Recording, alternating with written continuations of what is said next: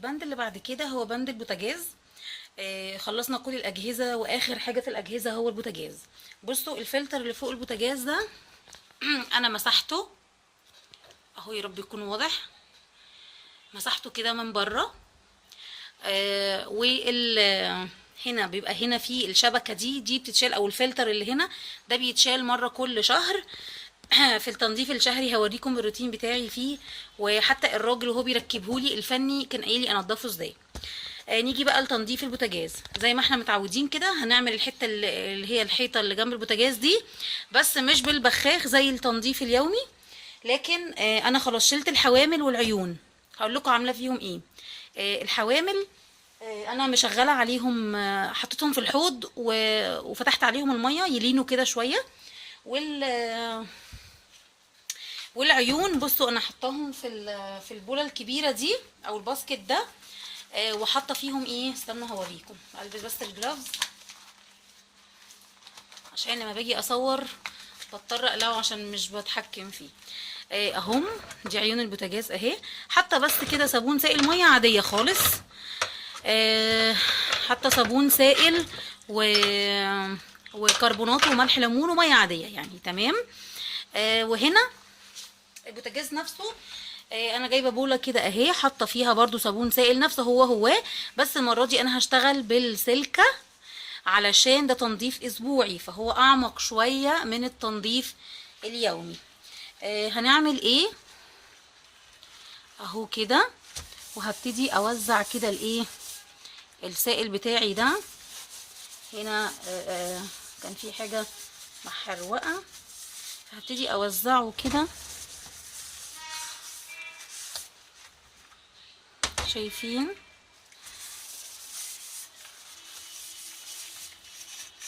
اهو.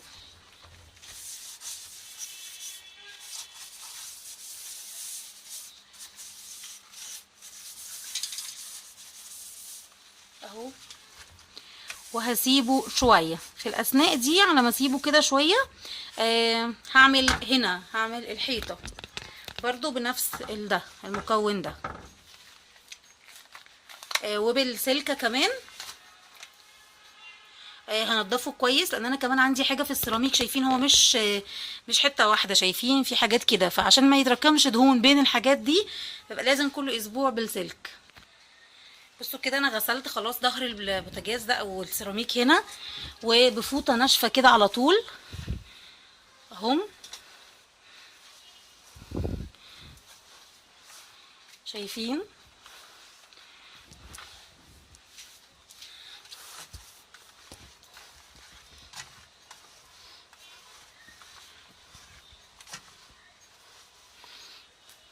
اهو.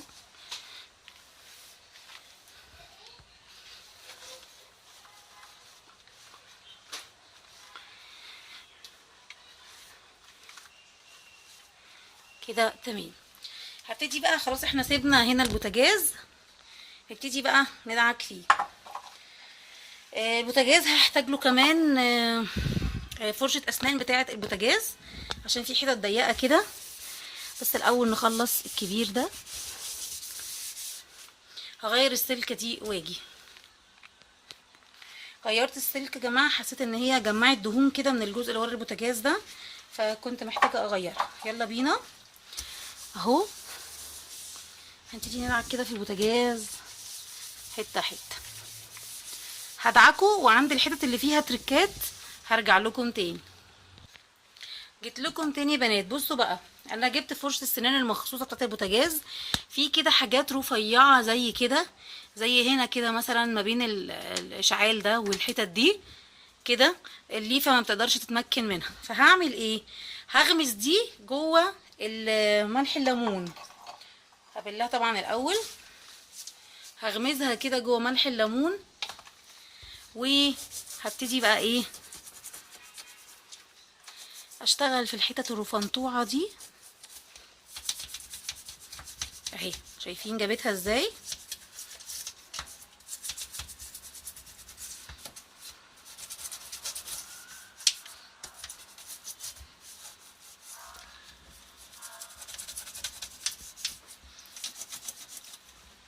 بصوا الحته دي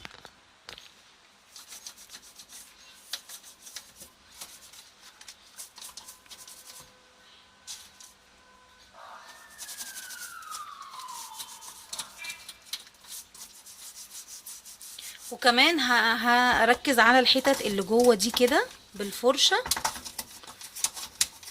وبعدين هستخدم الفوط دي انا بستخدمها للبوتاجاز، بتلم قوي بتلمعه كمان وتلم اي حاجه عليه.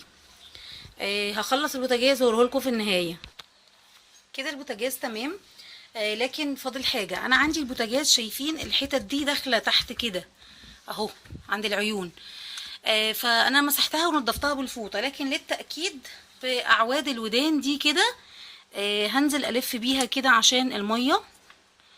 بصوا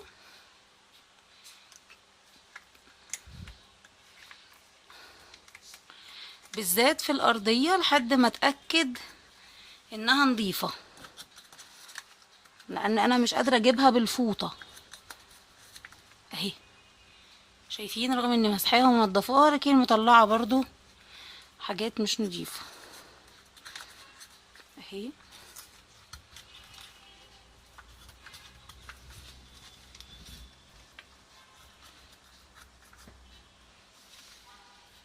حاجات طلعت لزقت فيها اهي. غيرها.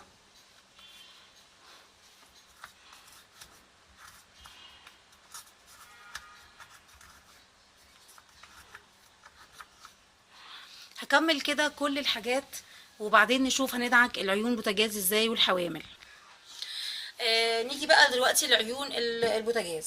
دي السلكه اللي هي دي انا بخاف اعمل بيها الاستانلس بتاع البوتاجاز يجرح، فعشان كده بعمل بالتاني. لكن دي هعمل بيها العيون عادي. كل اللي هحطه هنا كده السائل بتاع الصابون بتاع التنظيف وحبه ملح ليمون، وهشتغل هنا كده هدعك دي. قبل ما ابدا فيها شايفين هي نظيفه ازاي؟ فيها حاجات خفيفه قوي شايفين، علشان احنا يوميا نشتغل في البوتاجاز. تمام. هغسل فيها كده اهو، متكي كده على فوطه عشان اعرف انضف الحاجات دي اهو. يتفت اهي الناحيه اللي كان فيها بقعه او حاجه اهي. خدوا بالكم الليف والحاجات دي اللي انا بستخدمها هنا والاستانلس دي مش هي اللي بستخدمها في المواعين، ماشي؟ دي فيها حبه حاجات كده اهي اهو.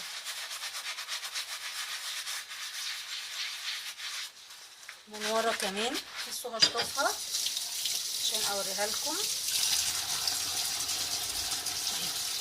فيها حته اهي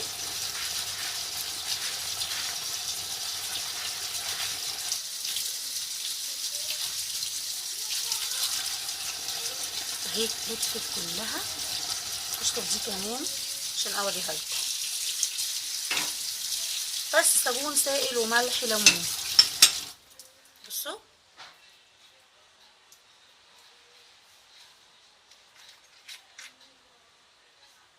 في حته هنا بس هاكد عليها. هكمل بقيه عيون البوتاجاز وهكذا الحوامل برضو بنفس الفكره، هشتغلهم ونضفهم وكده نكون خلصنا من البوتاجاز خالص. كده البند بتاع البوتاجاز خلصنا منه خالص الحمد لله. وادي العيون اتغسلت وبتتصفى، وكمان الحوامل بتاعه البوتاجاز بتصفى على فوطه. فاضل لي 3 بنود صغيرين جدا. وهم ايه؟ اول حاجه باسكت الزباله. باسكت الزباله ليه تنظيف اسبوعي. خليكم معايا وشوفوا بعمل ايه في باسكت الزباله اللي في المطبخ. ده الباسكت بتاعي انا دخلته جوه الحوض، مش هغسله لاني انا بعمل فيه روتين حلو قوي وسهل قوي. وده بيديني نظافه صيف شتاء على فكره. يعني مرضيه وما بيتخرجش منه اي روايح كريهه، وكمان ما بيعمليش اي حشرات في المطبخ ولا اي حاجه. ايه هو الروتين؟ بنفس البخاخ اللي اشتغلنا بيه انا هغرق الباسكت. مين اللي قفله اهو؟ هغرق الباسكت من بره ومن جوه، وهاكد اكتر على الاركان اللي جوه الباسكت. تمام. وهسيبه دقايق. تمام من كل ناحيه وكمان من بره.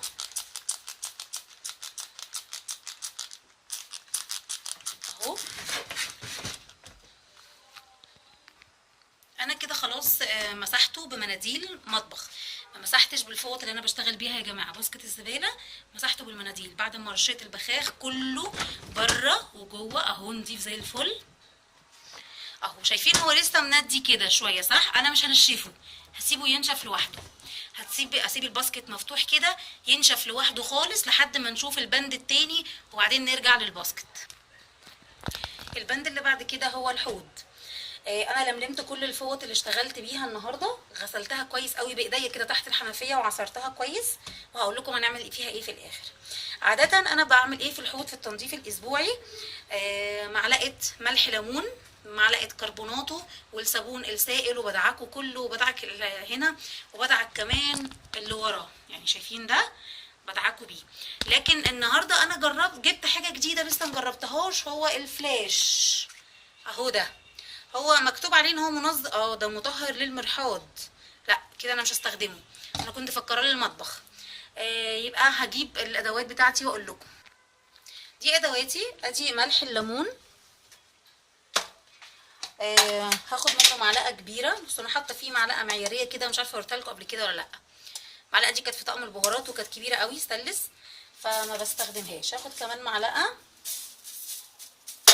ملح الليمون وزيها كربوناتو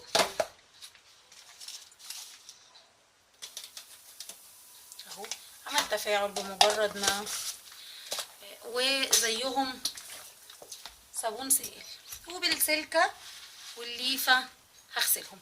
احنا في التنظيف اليومي كنا عملنا بس بالصابون السائل العادي صح، بصابون المواعين. بصوا بقى هنا هيحصل تفاعل كده. انا قافله الحوض واضح عندكم؟ بصوا هغسل كل حته في الحوض.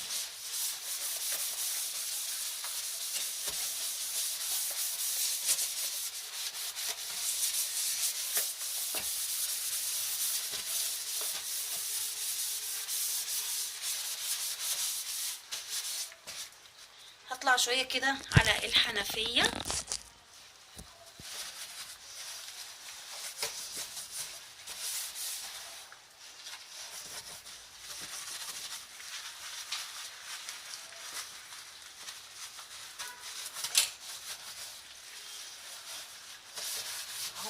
هعمل الجزء ده، الحيطه دي اللي ورا الحنفيه كمان. بصوا لحد ما اعملها انا مش هشطف الحوض دلوقتي، هسيبه دلوقتي بالحاجه اللي عليه دي. تمام خلاص يا بنات، خلصت الجزء ده اهو، خلصت الحوض اهو، شايفين بيلمع ازاي، وشايفين الجزء اللي وراه ده نضفته كله هو كمان. بصوا الحته دي الجزء ده ده حامل كده، انا جايباه من وانا باسس المطبخ، جبته من عند بتاع اللي هو اللي بنجيب من عنده الحاجات دي، اللي هو الماسوره والشنكل ده او الهوك ده.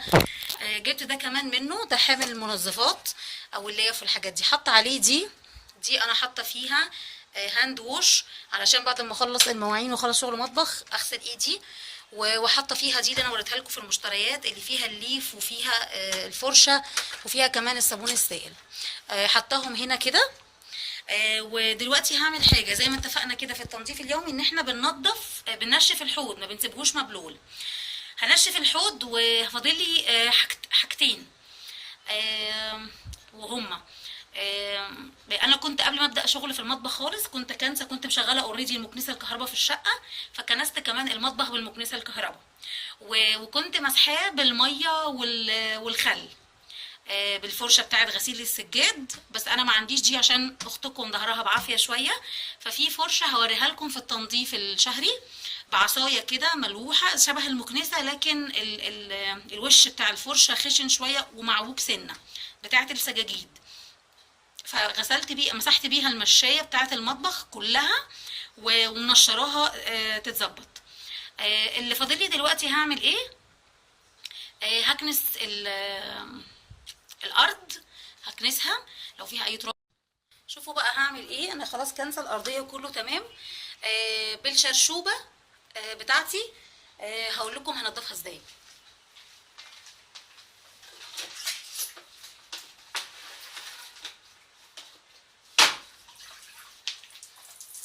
اهو يا بنات بالشرشوبه دي مبلوله ميه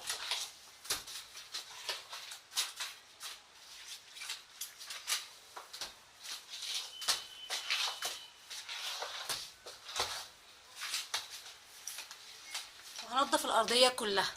بصوا هنا في جزء بتاع الصرف بتاع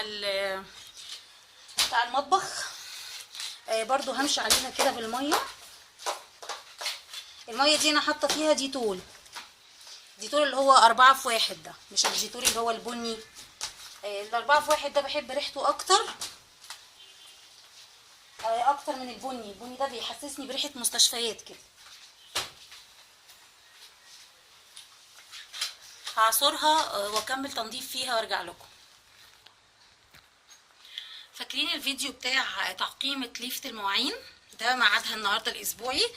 اهم نقعهم في ميه وخل طول الليل لحد الصبح، وبعدين هنعمل الخطوه بتاعه الميكروويف. لو حابين تشوفوا الخطوه دي في فيديو بعنوان مش محتاجه تغيري ليفة المواعين كل اسبوع، هحط لكم اللينك بتاعه تحت الفيديو. الباسكت خلاص نشف اهو من جوه، نشف ونضيف خالص. هعمل فيه ايه؟ انا بس مثبتاه بالعصايه دي عشان بيقفل. انا محتاجه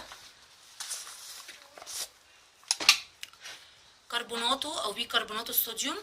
باخد معلقتين كبار كده او معلقه برشهم،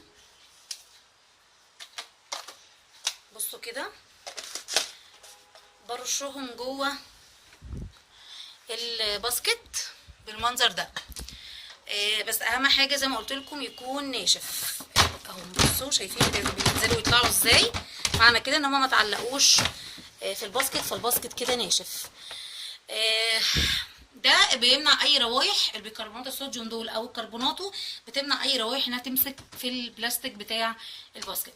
بعمل حاجه كمان، ورقتين جورنان كده ببقى مطبقاهم على 2 سوري، وبفرشهم كمان في الارضيه اهو، علشان لو حصل في اي سوائل في باسكت في الكيس بتاع الزباله فالدنيا يعني امان وما وصلتش لده. وفعلا بغير الكيس كل يوم بلاقي الدنيا زي الفل. بعد كده هلبس هنا الكيس بتاع النهارده وهفرش الارضيه، وبكده انا اكون خلصت شغل الاسبوع النهارده بتاع المطبخ. المطبخ بقى زي الفل. هوريكم صوره نهائيه للمطبخ.